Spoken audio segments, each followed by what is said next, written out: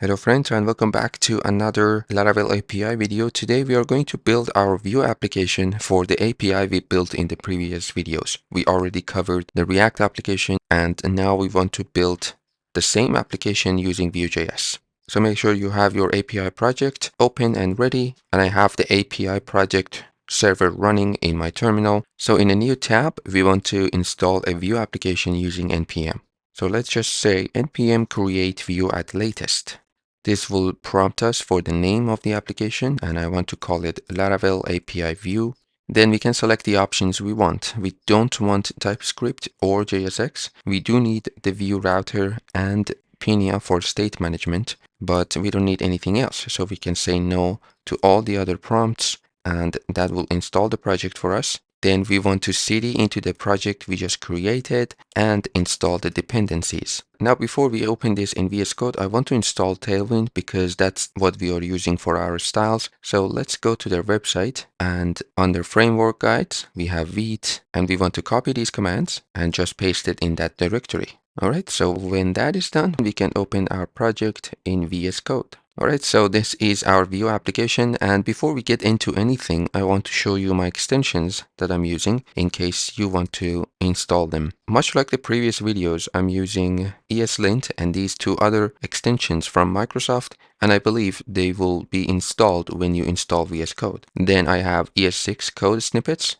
and we want to move on from all the Laravel ones, since we don't work with Laravel in this video. And I have material icons just for better icons, and npm IntelliSense, which is very useful, and it will help us with the module imports. I also use Prettier for my code formatter, and Tailwind CSS IntelliSense to help us with the Tailwind classes. And for Vue production, I'm using this extension, Vetor, I believe. I'm not sure how to read that, and Vue Official and Vue 3 support all in one. Anyway, these are all the extensions that I'm using.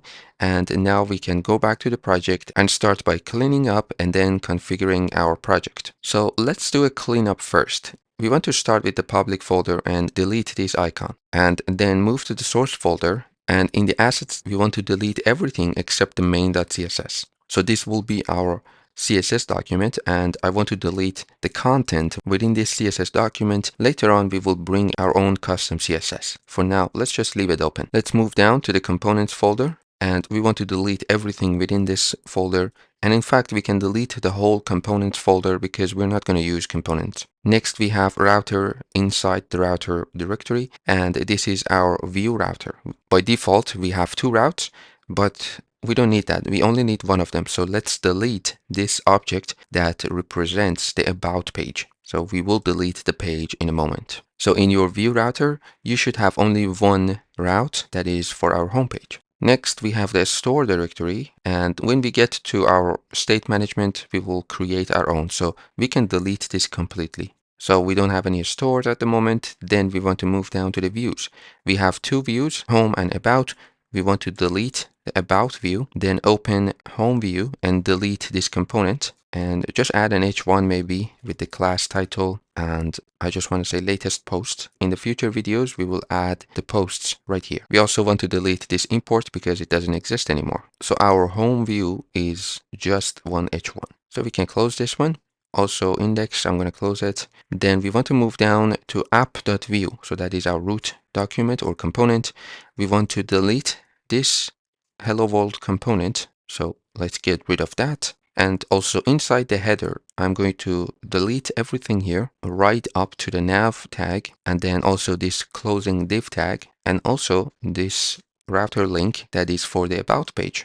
So we have only one home link, and then we have our router view, which is a placeholder for the children components of this app. We also have some scoped styles here. We can get rid of the whole thing. So our app component is just a header and this router view. Next, if we open our main.js, we just want to make sure that our CSS is pointing to the right document. And since we used the same main.css, we don't need to change anything here. But if you change the name or change the directory, make sure you are importing your CSS in main.js.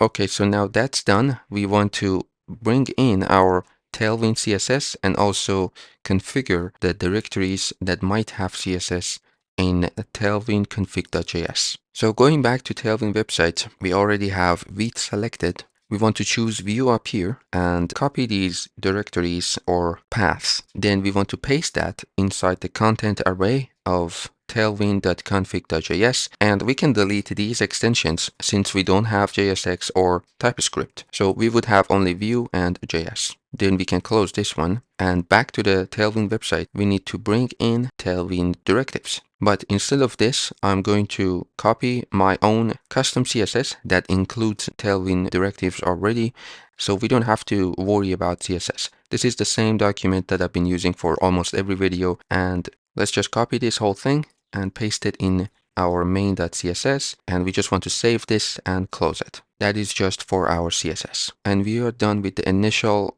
setup and configuration. We can serve our project on the local development server and see what we have. So in our Vue directory, I can say npm run dev in the terminal, and that will give me a localhost URL that I can use it in my browser. So here it is. We have our h1 and navigation. I just have to add the class navlink to this home link. So let's open our app.vue, and on this router link, we just want to add the class navlink, and that's our home link. So in this video, we are going to cover the authentication system, and in the next video we will cover the CRUD actions of our application. So the first thing I want to do is to set up Vite for our API calls, so we don't have to repeat ourselves over and over again. If you watched my React video, this is very similar to that one, so the process and the steps we will take is the same. So let's open our Vite config document, and we already have a plugin and a resolve directory that is just pointing to the source folder.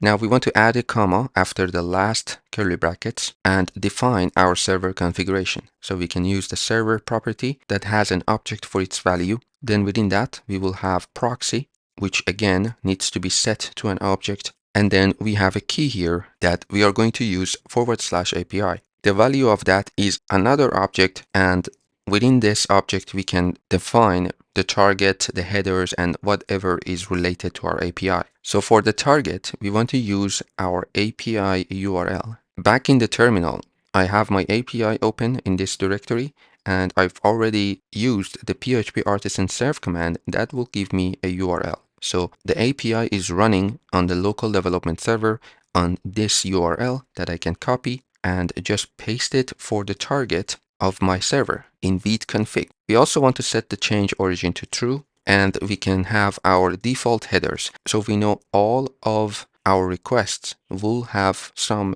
default headers, and one of them is the accept property that we need to set it to application/JSON, and the other one is the content type. So the content type must be application JSON as well. So I can just duplicate that line and change this to content-type like this. And that would be our API server setup in Vite config in our Vue application.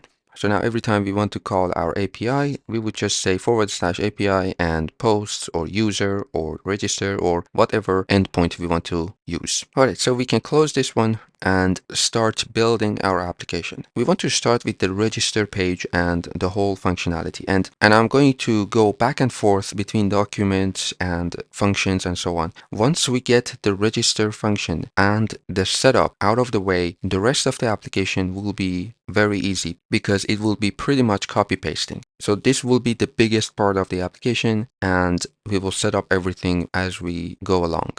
All right, so the first step is to create a view for our register page.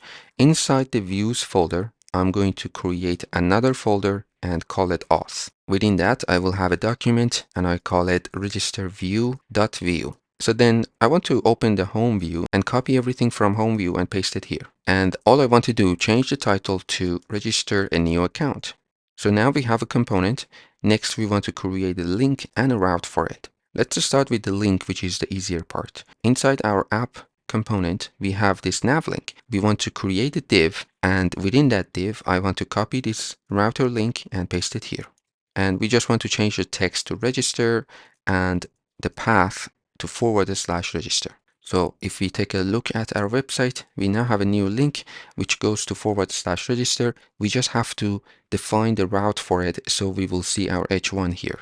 So in order to define our routes, we can go to the router and then index.js, and we just want to copy this object here, which represents a route. So if I copy that and paste it down here, we can change the path to /register. We can also give it a name register and the component that is going to render. So we need to import our register view from auth folder. Let's say register view here. And sometimes VS Code helps, sometimes it doesn't. So we can just manually import that. Up here, I can just duplicate that import from home view and just change the directory to views, auth, and then register view.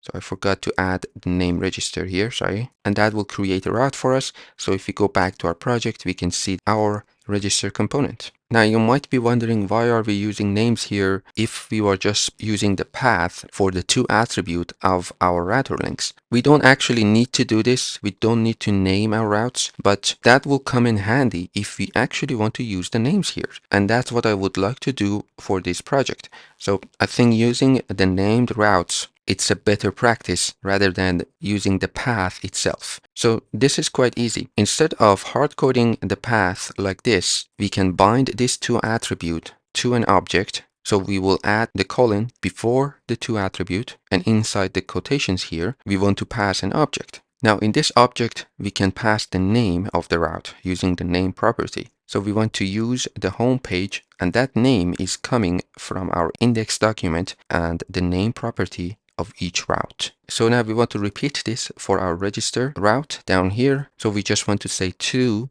name register.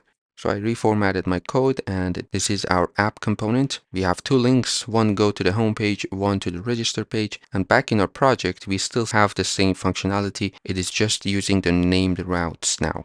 All right, so in our register component, we just want to create our form and get the data out and make a call to our API. So let's start by creating a form tag here. And within that, we want to have a div, and let's have an input of type text for the name. So I'm just going to have a placeholder that says name. And then we want to repeat this div 3 more times. One for the email, password, and password confirmation. So the second one right here, we want to change the placeholder to email. The third one is going to be password. The last one is going to be confirm password. We also want to change the type for these two last input fields to password. So we have 4 input fields, and then we need a button. And for the text, we just want to say register. And also I have a class primary btn that we can use, and that will style our button. On the form tag itself, I also want to add some classes. So I want to say width half and mxauto and also space y6. Back to the website, this is our form. Very simple. We just have 4 input fields and a button. The next step is to get the data out of this form. And for that, we are going to use a reactive data and the vModel directive on our input fields. So let's say const form data, and we want to set this to reactive from Vue. So we need to import that, and that is a function that can accept an object.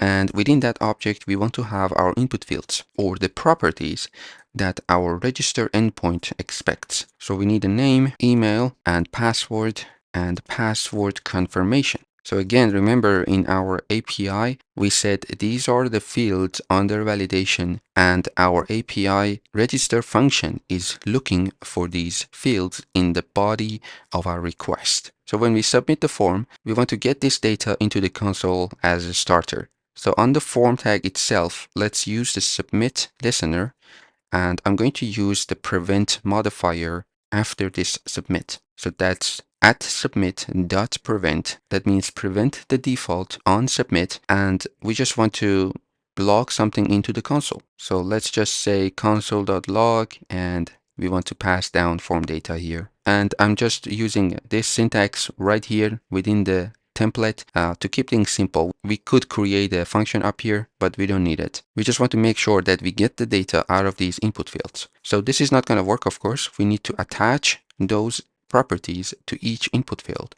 So we can use the vModel directive and use our form data name property for the name input field, and then repeat the process for other input fields. So I'm going to copy that, paste it here, just change the name to email for email input field, same thing for password, and password confirmation.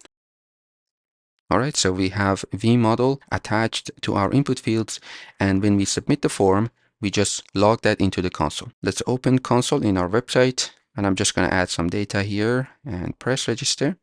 We get our object that has name, email, password, and so on. So the next step is to call our API and submit this data to the backend or our Laravel API and see if it is correct or not. If it's not correct, we will get back the errors so we can show it to the users. If it is correct, we will register the user and move on with our application. So we could, of course, define the function and all the logic within the component itself, but we are going to use Pinia for our state management. So all the functionality would go to a store from Pinia.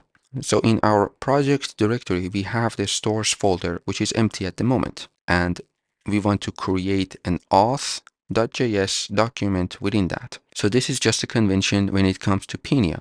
We have the name of the store within the stores folder. So that means this is an auth store. Now I'm going to take some time to explain what's going on with Pinia and the stores. So let's go to Pinia documentation. So if you watched my Vue.js videos, in one of those videos, we talk about Pinia and how it works and how to define a store and how we can use a global state using Pinia State Manager. And if you're not familiar with Pinia at all, I recommend watching that video first. But ultimately, we just want to define a store and export that so we can use it elsewhere. It is quite similar to the React context. We basically create our variables or state or properties, whatever we want to call it, in a separate document and export it so we can import it anywhere we want. In a sense, it is a very simple JavaScript module import export, but it's wrapped in a package, in this case called Pinia. Anyway, we have two ways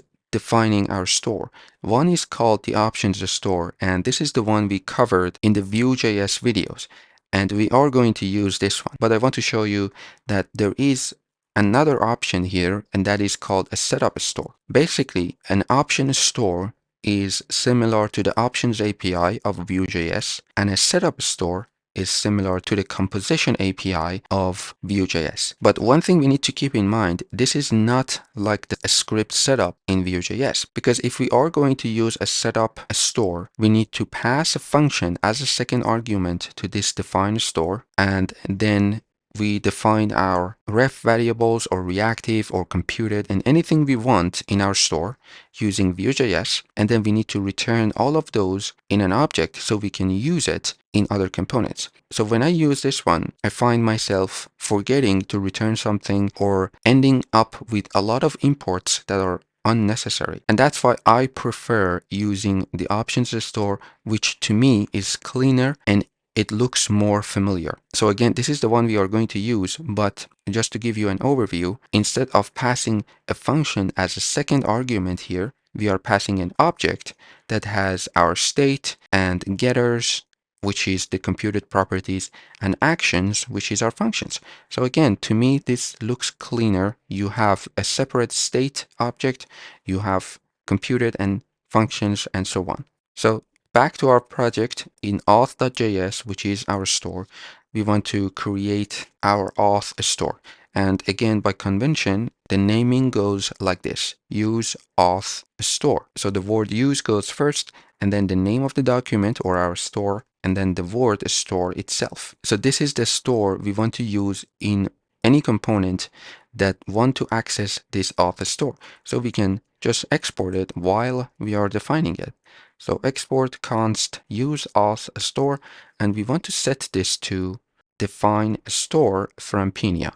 So make sure it is imported from Pinia up here, and this is a function that takes two arguments. The first one is the ID of the store, which has to be unique among all the other stores. So we want to call this auth store. Then the second argument is going to be our object. So again, we are using options store, and that's why I am passing an object. If we were using a setup store, we would have to pass a function here like this.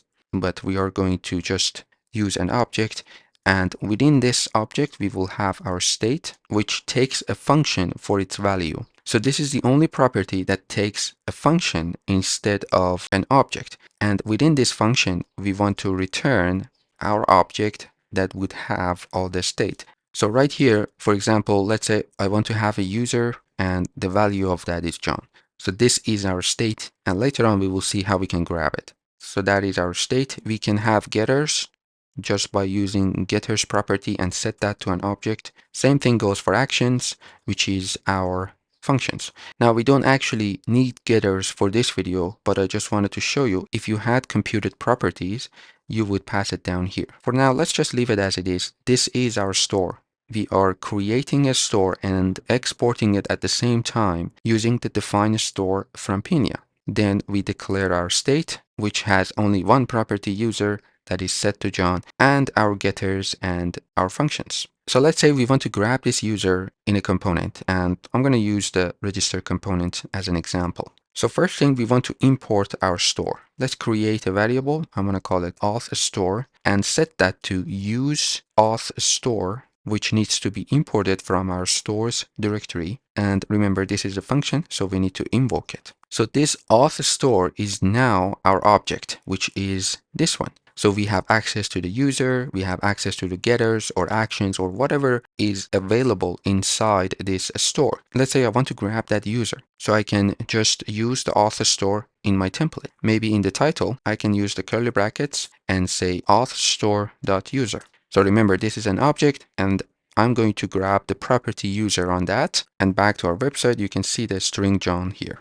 So this is how we can simply grab something from our store. Now let's say you had a computed property which you would define it in your getters.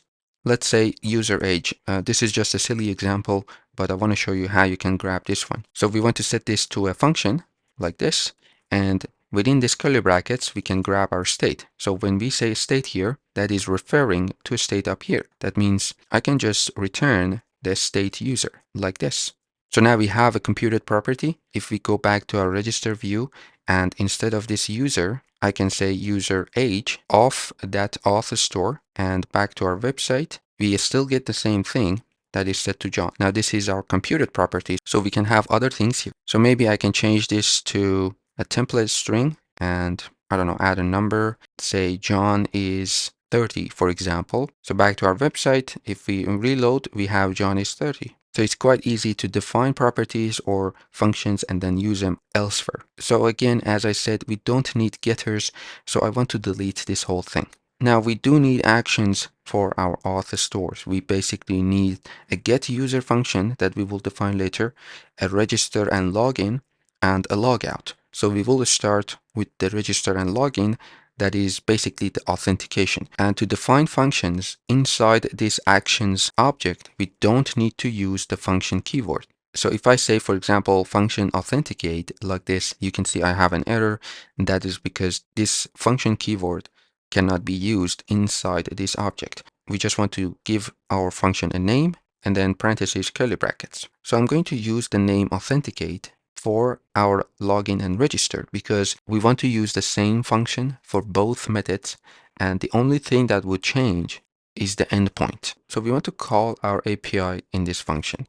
Let's create our response, and we want to set this to the fetch API and point this to our /API, then register. So of course, this fetch is returning a response. That means we need to make this function async and wait for the response. That is quite simple. We can just add the async keyword behind the name of the function and use the await keyword before this fetch API. And you notice we are just passing the endpoint like this because we already set up wait to point to our base URL. Now this endpoint is expecting a post request with the headers and the body. So let's add the second argument, which is an object, and that is the options for our fetch API. First, we want to set the method to post. Then we need to set the headers, but we've already done that again in the Vite config file, so we don't need to add it here. Those will be automatically added. But we do want to add our body, and the body that we want to submit is basically this form data.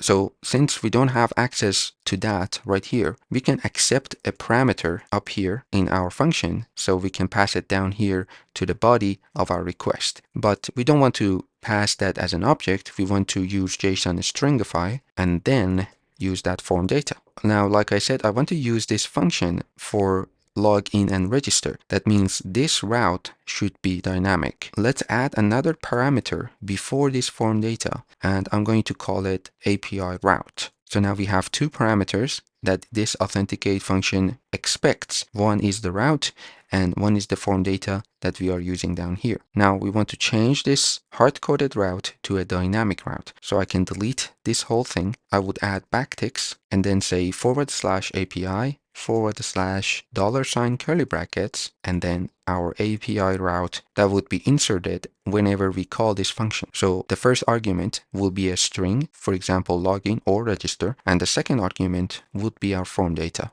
So this is our fetch, and then we want to wait for the JSON data. So we can say const data, and again, we need to wait for the JSON response. And for now, let's just log the data into the console, and we will deal with the data afterwards. So now we have our function, and we can call it in our register component to see what we get. So back to register component, we already importing this auth store, and we are using the user age, which it doesn't exist anymore, so we need to delete that. And now we want to use the authenticate method. So we have two options to use that authenticate. One, we can create a function and call it handle submit and then use it down here, or we could just do it in line. But we can't say auth store and then authenticate like this, because this will give us an error. But what we could do, if we want to do it in line, we can pass an anonymous function like this and then use auth store authenticate, which is looking for a route. We want to go to register and the form data. So we already have the form data up here, and the route that will be API register. So this will be our submit function. So this is one way, and I will change it in a moment, but this should work if we go back to our website and let's add a name, for example,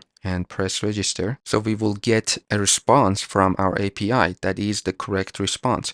So we get a 422 unprocessable content, and we have our object that has the errors within it, and it says the email and the password is required. So if we delete the name and register again, this time you can see we also have the name that is included in the errors object. So the API call is successful, but this is a bit too much, and the best practice is to have a function up here or change this. Now remember, I said this auth store is an object, and we don't need the whole store in this component. We only need the authenticate function. So what we can do here is to simply extract that or destructure it using the curly brackets. So now this authenticate function is available in our component, and we don't need to call the auth store anymore, and we don't need to use this anonymous function. I'm going to delete this whole thing and this curly brackets at the end, also this semicolon, and format my code. If we go back to our website, let's reload, press register,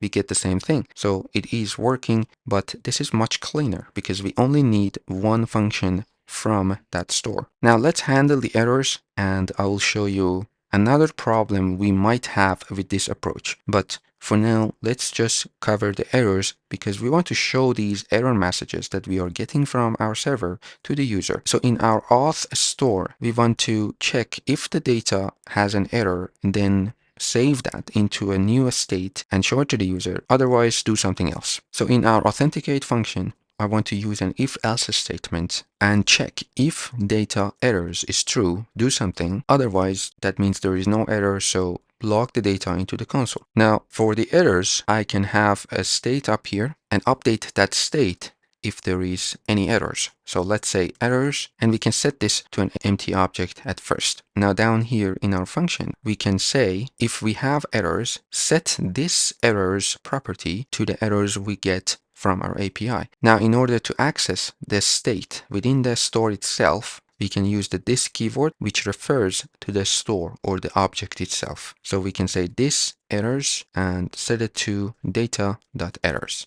So our errors state will be filled using this function. Let's go back to the register view, and I want to grab the errors alongside with this authenticate. So if I just add errors here, I should be able to get that, right? So under our name input field, I'm just going to add a p tag and use the double curly brackets and say errors.name. So we expect this to work. But let's see what happens when we do this. So back to our website, I'm going to reload, and if we press register, we get the error, but we don't see that text on the screen. And the problem is with the way we are accessing the errors. When we are trying to access our state, we cannot destructure it. If we destructure a state of a store, they lose their reactivity. That means this errors is not reactive anymore. But let's bring back our auth store, and I'm going to delete these errors here. Then under the name input field, instead of accessing errors directly, I can say auth store, then errors,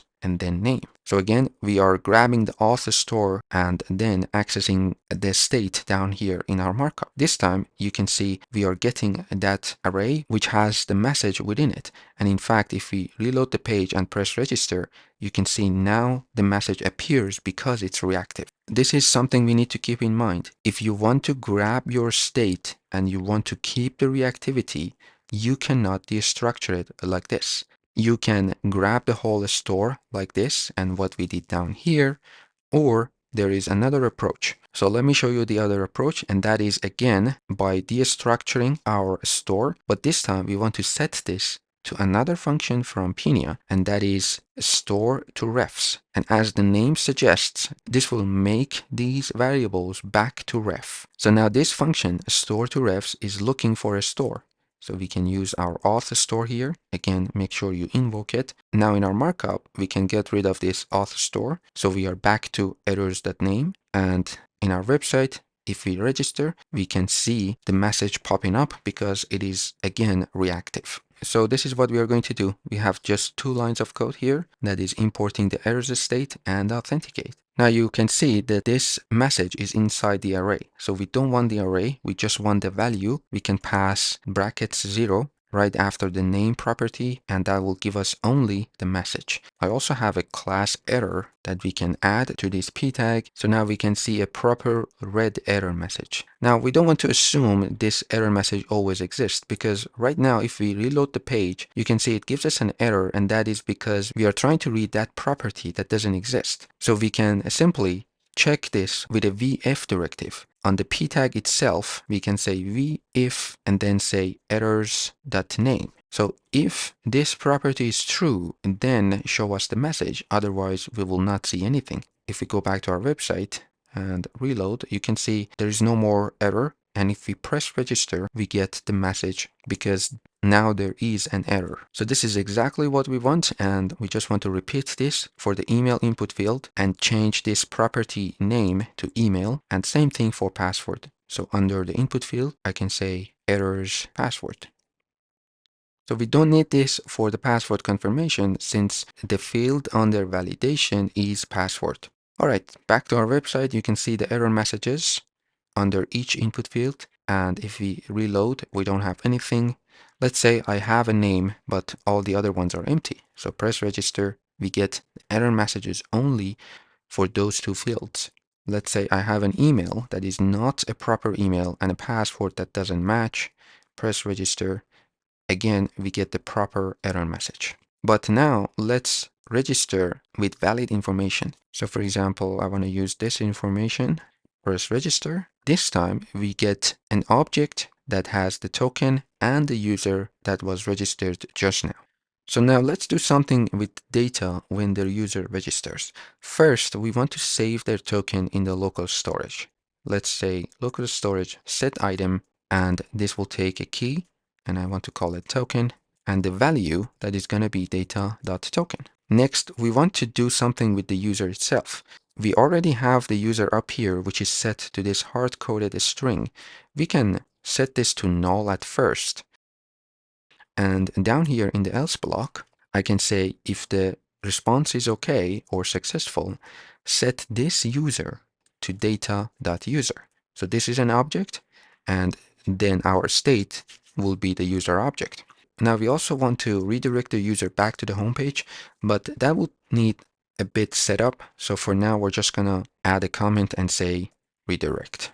So to make sure this is working, let's use this user state somewhere in our app. And I think our app component or navigation would be a good example. So let's import our auth store in our app component, I can say const auth store, set it to use auth store.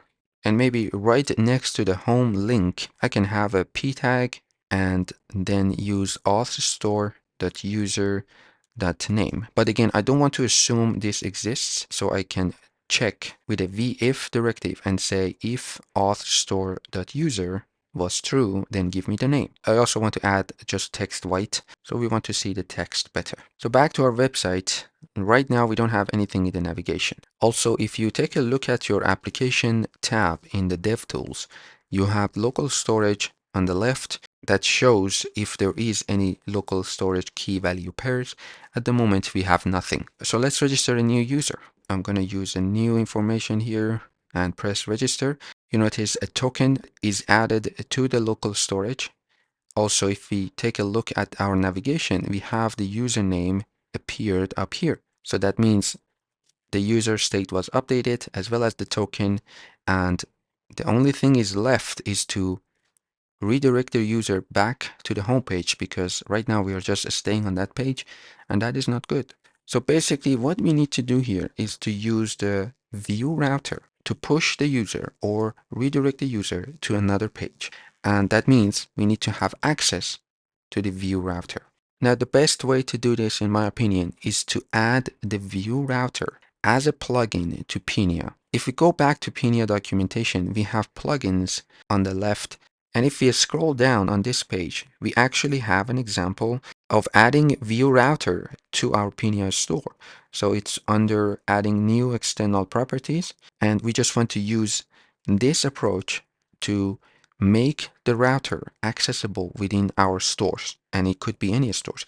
We are going to use that in multiple places, so the best way is to use it as a plugin. So basically what we are doing here is taking a detour to set up Pinia store for a new plugin. I'm going to close everything here and we will come back to them later on. Let's go to our main.js. This is where we telling our Vue app to use Pinia store. So the first thing I want to do is to save this into a variable, just like what we are doing here with our Vue app. So under that app, I can say const Pinia and set this to create Pinia, which is a function. And then down here, we are telling our Vue app to use Pinia. So instead of that function, I can use the variable I just created up here. Now, before we tell our Vue app to use Pinia, we want to add a plugin to it. We can grab that Pinia variable and use the use function. Now, this is expecting a callback function, so we can pass it here. And within this callback function, inside the parentheses, we can pass an object that is our store. So again, this store represents every Pinia store. And then in the curly brackets, in the body of this function, we can say store.router, and we want to set this to the Vue router. So this is being imported already for us up here. And we are just creating a new property in our store, and we are calling it router, which has the value of Vue router. If you go back to a documentation, they mention here that they say if something is basically not reactive, we should wrap it with this mark raw function from Vue. We can just wrap this in parentheses and say mark raw that needs to be imported from Vue up here. So if I open our auth.js one more time, you remember that we used this keyword to access our state, and this keyword refers to the store itself. So when we create a plugin and we say store.router, that means basically the store or this store. So we can close our main.js, and now in our auth.js, we can replace this comment and say this.router. On the Vue router, we have a method that is called push, and it is looking for a new route. And we can pass an object here, use the named routes, and say we want to redirect the user to the home page. That's all we have to do to redirect a user to a new route. All right, so let's see if this works. We already have a token here, so I'm going to delete this manually and reload the page just to make sure everything is correct. and add a new user. So I'm just using new information here and press register. We are back to the home page. We can see the username in the navigation, and in our local storage, we have the token. Now, the next thing we want to do is to update our navigation based on the user state. But what we need to do here is to update our user state from the database. Right now, we are just updating it based on the user registration. If we reload the page, you can see that name is gone. That means the state is reset. We want to check for the user state on every page reload. And for that, we are going to take advantage of this token in our local storage, because that is going to be there even if we reload the page. So remember, in our API, we had this route user that is protected with auth sanctum. So that means it is looking for a token, and if that token is correct, it will give us a proper user. So we can create a function for that and call it whenever we want to grab the user and update our state. So we need another function here. First, I'm going to add a comment here, and then another comment to get the authenticated user.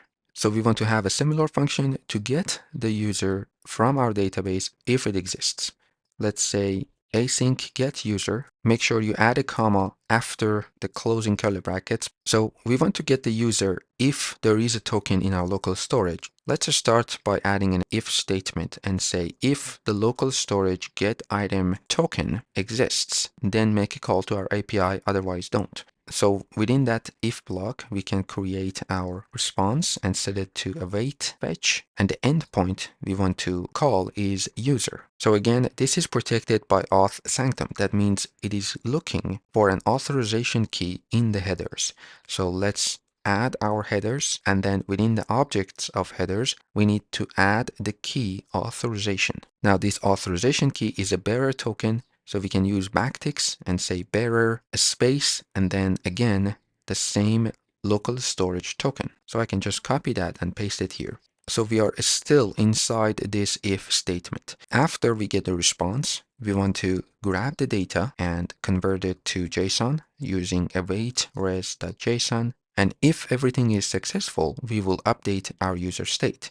So again, we can check with another if statement if response is okay. Then we will set this user to the data. And also, let's log that data into the console so we know what we have. In fact, I'm going to move this log outside the if statement because I want to see the response even if it wasn't okay. All right, so now we need to call this somewhere, and let's open our app, and we already have auth store here. So maybe just use the unmounted function to call the get user. So this unmounted hook from Vue that is imported up here will run whenever the component is mounted to the DOM. That means whenever our application loads. So I'm passing a callback function here, and I just want to use the auth store.get user.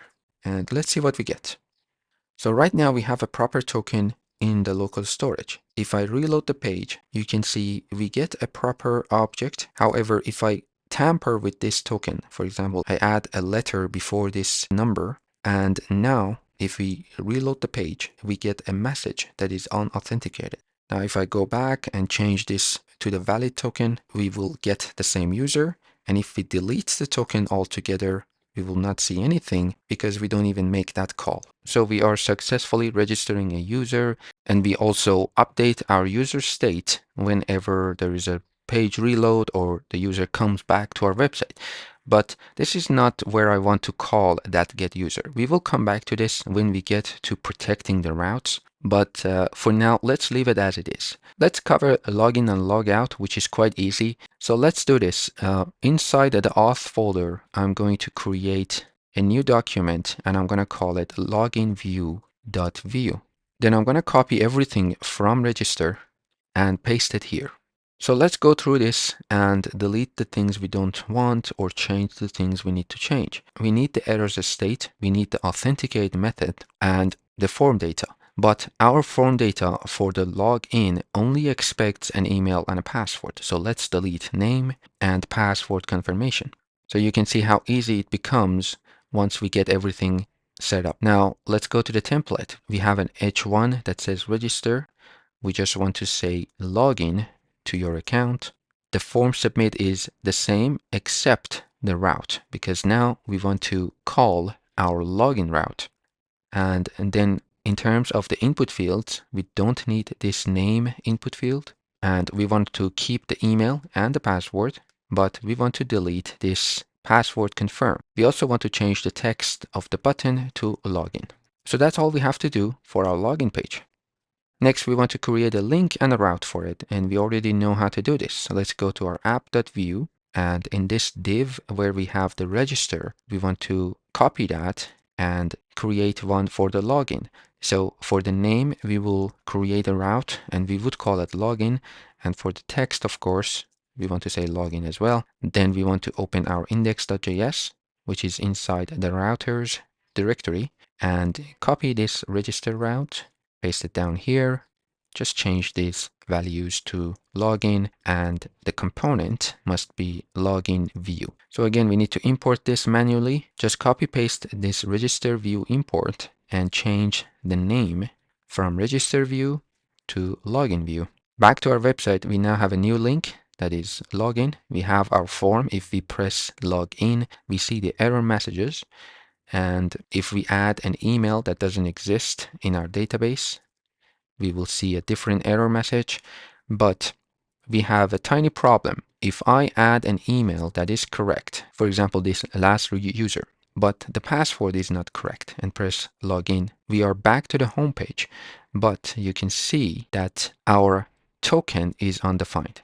So the login, in fact, was incorrect, but we were redirected to the home page. That's because if we check our auth.js, in the authenticate method, we are just checking if the data errors is true. We already covered this in the React video, but I changed it back to the way it was just to show you in this video.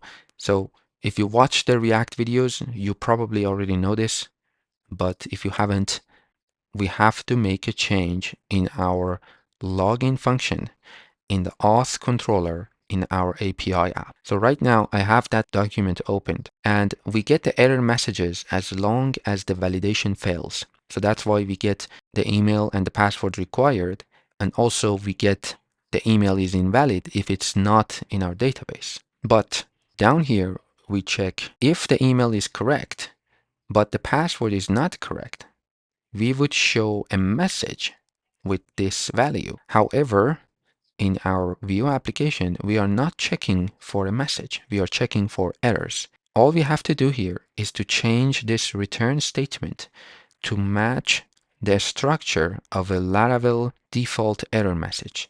And that's basically this block of code that I commented out. I'm going to delete this one, and then I'm going to bring this code back. So we would return an array where we have the errors key, and the value of that is another array, and within that we have a key that is set to email because we want to show the message under the email input field, and the message itself is inside an array. So we have three arrays within one another, and the first key is the errors, the second one is email. And this is the change we have to make in our login function in auth controller in the API project. Let's go back to our website and the login page, and I'm going to add an email that is correct, but the password is not, and press login. Now we can see the provided credentials are incorrect, and that is coming from here. So that is the only change we have to make in our API application for this video. All right, so everything else should work properly. Right now we don't have any token and we don't have anything in the console, so we don't have a user state. But let's log in with a proper user. With this information, if I press login, we are back to the home page. We can see the username up here. And if we take a look at the application tab, we have the token. So the next thing is logging out. So let's start by creating a button for it in our app component. So first I'm going to delete this username and then add a div here. And within that div, we will have a form. So we have a route for the logout. So we need to have a form to submit it to our API. So within the form, we will have a button that would say log out. And also I'm going to add the same nav link class to it. So we have it in our navigation in the middle. All right, so that is just a link. Now let's go back to our auth store and create a function for it. So under this login and register user, I'm going to add another comment and say logout user. And again, we want to have an async function. Let's call it logout. We don't expect any parameters. We just want to call our API, make sure the user exists, and delete their tokens from our database. So let's do this. We want to create our object, set it to await fetch, and the endpoint is logout. But this route is also protected with auth sanctum middleware. That means it needs the authorization key. So we can grab it from our get user. So I'm going to copy these headers and paste it down here. We also need to set the method to post because this route is expecting a post request. So that is our fetch response.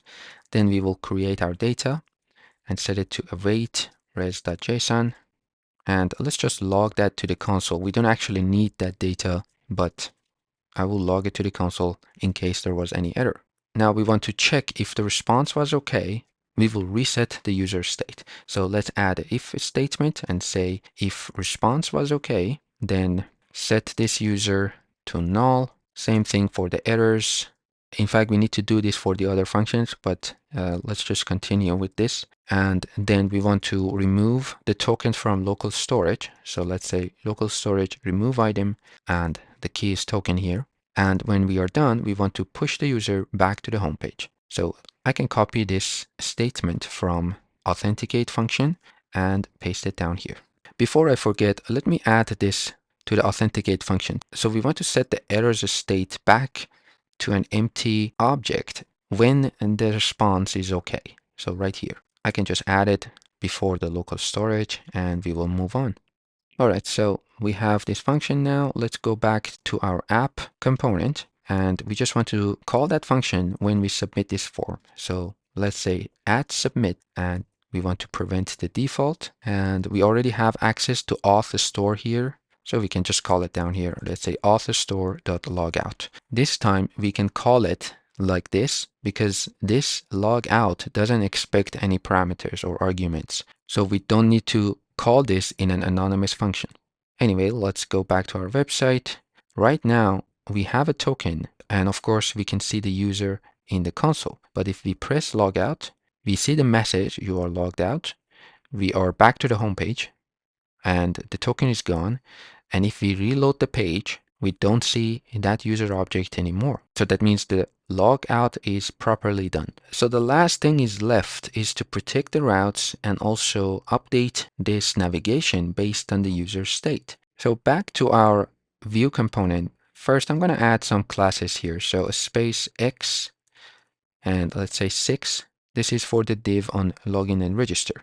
But on this other div that has the logout link, I'm going to say flex items center and also the same space x6. Now, before this form tag, I want to have a p tag to greet the user if it exists. So first, I'm going to add some classes. And for the content, we want to say welcome back user. So again, auth store.user.name.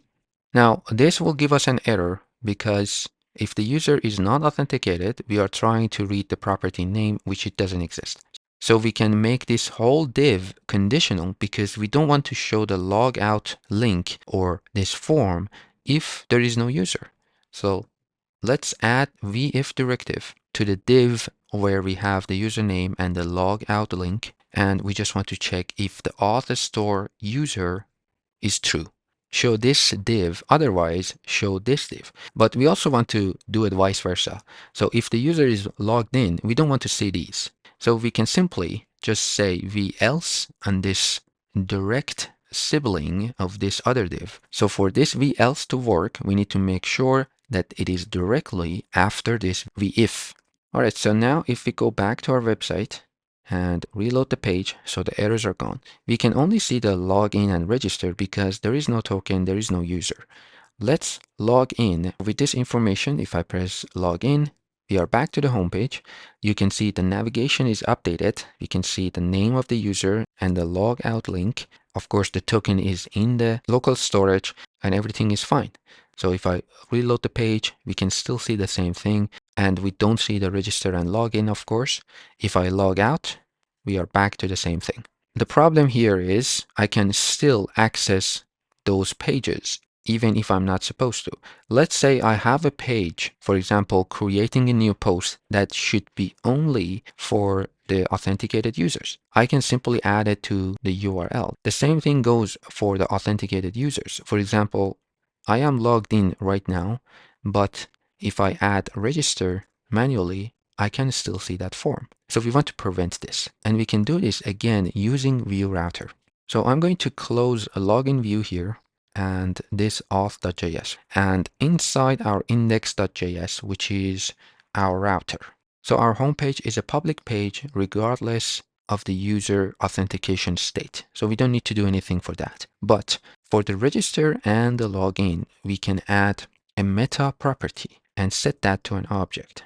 So we want to say this belongs to the guest users. So I will create a guest and set that to true. Same thing for the login page. I can say the meta for this page has a guest property, and that is set to true.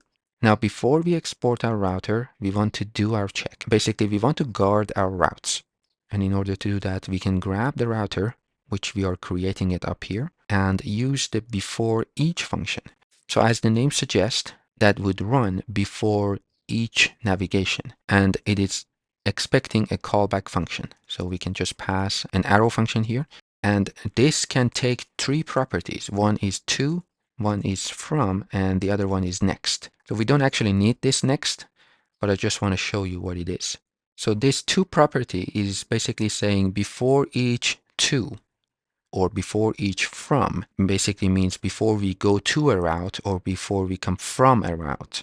And what we want to do in this function is to check if the user is authenticated, then show the proper route based on that state. So we need to grab our auth store and call the get user and then evaluate the results. So we are inside this callback function. We want to create our auth store and set it to use auth store. That's the first step. Then we want to call our get user. So if we say auth store.get user, this is returning a promise. That means we need to wait for it. So we can make this async and await for the result of our get user. So we can check if the user state in our auth store is true, then we will return the user to the homepage. So we can return an object here that would take the name of the route, and in this case, we want to redirect the user to the homepage. But this will not work with only one condition here. We need another condition for our if statement, and that is where the meta comes in. We want to check if the user is logged in and the meta of route is guest. So we are using this to property or parameter that we are accepting it up here in the callback function and say if a user tries to go to a route that has the meta guest, then we return them to the homepage. Because if they are logged in, they don't need to access a guest route. Let's see if this works. And I'm going to delete this next, which is a function, basically says you can move to the next operation. But we don't need it in this case, and I'm deleting it because if we keep it there, it will give us an error. Let's go back to our website. Right now, I don't have anything in the console, and I am logged out, so I can access, register, and log in. So that is correct. But let's log in. We are back to the home page, and we can see the user in the console. We can see the name and the navigation. But if we try to go to, for example, register or login, we are back to the homepage again. So the same thing goes for login. So this is where that guard comes in. So the user is correct, and the meta of the routes we want to reach is guest. So that's why we are returning the user back to the homepage. Essentially, we want to do the same thing for the routes that needs to be protected only for authenticated user. Let's create a sample route here. We are not going to do any functionality. I just want to add the route here so you know how it works. So let's do this quickly. I will just copy one of these routes in our app component, and under the username, so inside this block of code, I'm going to paste it. We will have a route for creating a post. Again, we will not actually create it. We just want to have a route. For the text, I want to say new post. And let's create a view for it too, so we have something on the screen. Inside the views folder, I will have another folder, call it posts. Within that, I will have a new document. I will call it create view.view. Then I will have my script here, and then my template with a main tag, and an h1 with the class title. It says create a new post. All right, so we will use this in the next video, but for now, let's just leave it as it is. So we have the view that is called create view. We have the link, we called it new post, and the name of that route should be create. So let's go to our index.js. I'm just going to copy one of these routes, set the path to /create. The name should be create, and the component is create view. So this time VS Code will automatically import that for me. And for now, I'm going to delete the meta. So we have a new route. Let's go back to the website. If we go to the new post, we can see this page.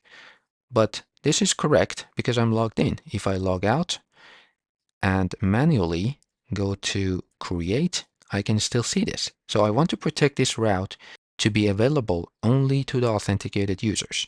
So again, I can add that meta, set it to an object. This time I want to have a property and call it auth and set that to true. For the login and register, we said we have a guest. For this one, we have an auth. Basically, we want to do the same thing, but backwards. So I can just copy this if statement, paste it down here. And I want to say if the user is not logged in, so negate this first condition, and the meta is auth. So that means an unauthenticated user is trying to access a route which is reserved for authenticated users. So if that's true, then return them to the login page. So back in our website, you can see we are already in the login page. If we go back to the home page and try to access create, we are back to the login page because we are not logged in. So let's log in, and now we are back to the home page. And if we click on the new post, we can access that page. So that is how simply we can add guards to our router before even go to a route. And everything happens inside index.js, which is our view router. I can see we are still getting this log into the console. We don't actually need this. If we open our auth.js inside getUser method, we have this log here that I can delete. Also, I remember in our app.view, we are still calling this getUser when the component is mounted. We don't need to call this here anymore since we are calling it inside the index.js. So we are already checking here if the user exists or not.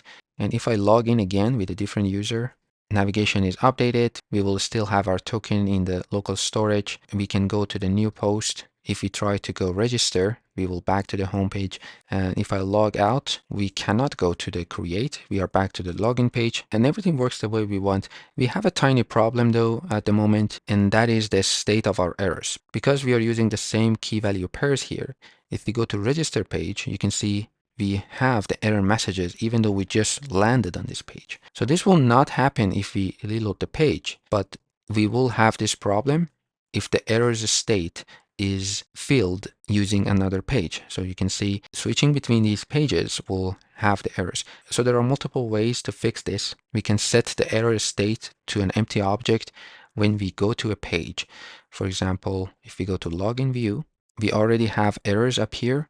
So we can add maybe unmounted, and we can grab the errors and set the value to an empty object. And I'm using value here because we are using stores to ref. So this is a ref now. And in order to change the value of a ref, we need to access the value itself. So I think this is an easy way to fix it.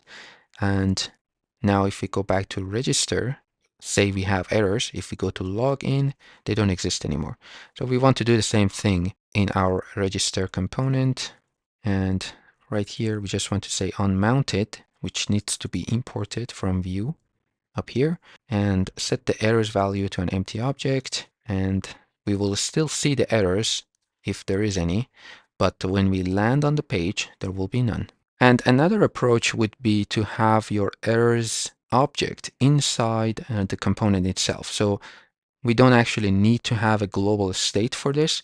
And the reason I created this is so we can use it if we wanted to have a custom error message. Say you wanted to have an error message that is not coming from your database, but it's only for a short amount of time and it's only available in the front-end application. You would just create a new property in your errors state and you would show it to the user.